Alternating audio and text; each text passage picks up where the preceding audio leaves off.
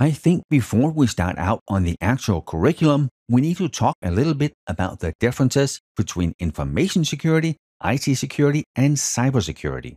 A lot of people are going to use them as terms for the same thing, but they are not. And since you're going to be working in this industry, you need to be clear on what each of them is. So first off, we have information security or InfoSec, and that is everything. It's the security of any information, paper documents, voice information, data, the knowledge that people have. It is everything, and we have used information security for thousands of years. We, of course, want to make sure that our secrets stay secret. In corporate environments, we would use our policies, our procedures, our practices to do that. We want to make sure that we prevent anyone who is not authorized from accessing the data, regardless in which form the data is. And it's not just accessing the data. It really is the confidentiality, integrity, and availability. These are the cornerstones of information security. We call it the CIA triad. And if I ever mention the U.S. Central Intelligence Agency in this course, I will be very clear that I mean them. But whenever I just say the CIA triad or CIA, just assume I'm talking about confidentiality, integrity, and availability. And in the next lecture, we're going to cover the CIA triad more in depth. For now, just understand we don't want to have any unauthorized access, use, disclosure, disruption, modification, or destruction of our data. And to make sure that our data is as secure as it needs to be, we use 3 different types of controls. Physical security. Those are all the things you can touch. That is walls, doors, bollards, turnstiles, anything that we have so we have a strong perimeter. And if what we are protecting is important enough, we have them throughout our building, not just at the perimeter. Then we have technical security controls. And as the name indicates, that's all the technical stuff. We have the firewalls. We have the access control. We make sure that users only have access to what they need.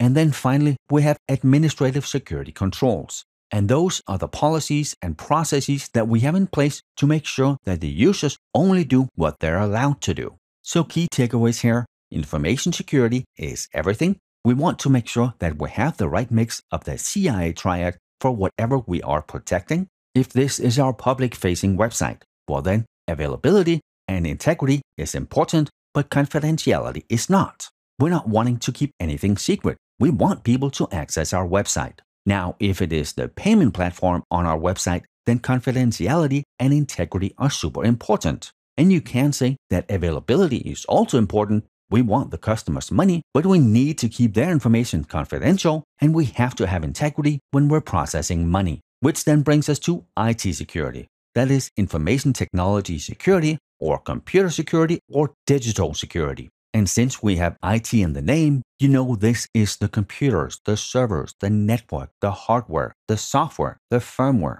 It is also the information or data that's being processed, stored, and communicated. Here again, we need the right mix of confidentiality, integrity, and availability for whatever we are protecting. And not all IT security is cybersecurity, but all cybersecurity is IT security. Cybersecurity is a subset of IT security because we don't necessarily have all of our information that is electronic online. So finally, we have cybersecurity, and that really is anything that is connected to the internet. All the same stuff we had in IT security, computers, servers, networks, firmware, software, data, but it can also be IoT, Internet of Things, anything that is connected to the internet, any smart device. We still protect whatever we are protecting with the right mix of the CIA triad. And here we protect against hackers, viruses, spam, phishing, ransomware.